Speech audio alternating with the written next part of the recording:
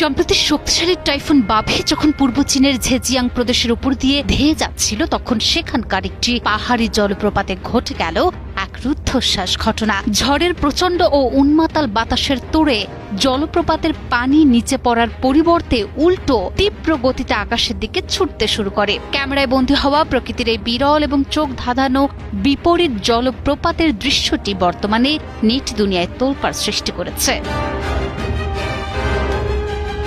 চলতি বছরে চীনের মূল ভূখণ্ডে আঘাত হানা সবচেয়ে শক্তিশালী ঝড় টাইফুন বাভি। প্রবল বাতাস আর টানা ভারী বৃষ্টিতে লণ্ডভণ্ড দেশটির পূর্ব উপকূল।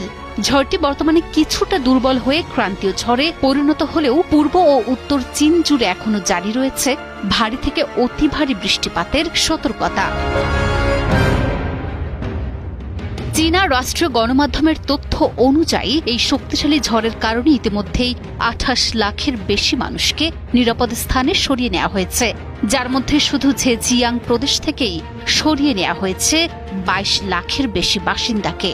রাষ্ট্র টেলিভিশন সিসিটিভির তথ্য অনুযায়ী শুধু ইউয়েচিং শহরেই 1300টিরও বেশি গাছ উপড়ে বা ভেঙে পড়েছে, যার মধ্যে 700টির বেশি গাছ পুরোপুরি উপড়ে গেছে।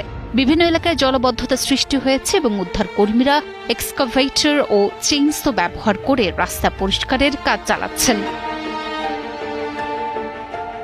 শুধু তাই নয়, পাহাড়ি এলাকাগুলোতেও ভূমিধসের ঘটনাও ঘটেছে। তবে স্বস্তির বিষয় হল, প্রলয়ঙ্কারী এই ঝড়ে এখন পর্যন্ত কোনো প্রাণহানি বা গুরুতর আহতের খবর পাওয়া যায়নি।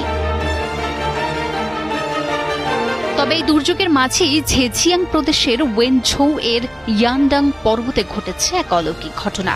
প্রদেশের বিখ্যাত ডালংকিউ জলপ্রপাতটি প্রায় 197 মিটার উঁচু থেকে খাড়াভাবে নিচে পতিত হয়, কিন্তু টাইফুন বাভির প্রচণ্ড ও উন্মাতাল বাতাসের তোড়ে ঘটে গেল উল্টো ঘটনা। ঝড়ের তীব্র দমকা হাওয়ার তাড়নায় জলপ্রপাতের পানি নিচে না পড়ে উল্টো তীব্র বেগে আকাশের দিকে ছুটতে শুরু করে। দূর থেকে দেখলে মনে হচ্ছিল জলপ্রপাতটি যেন মধ্যাকর্ষণকে হারিয়ে দিয়ে আকাশের দিকে গর্জন করে উঠছে। দুর্যোগের কালো মেঘের মাঝে প্রকৃতির এই চোখ ধাঁধানো এবং বিরল রূপ একদিকে যেমন মানুষের মনে ভীতির সৃষ্টি করেছে, অন্যদিকে তেমনি মুগ্ধ করেছে বিশ্ববাসীকে।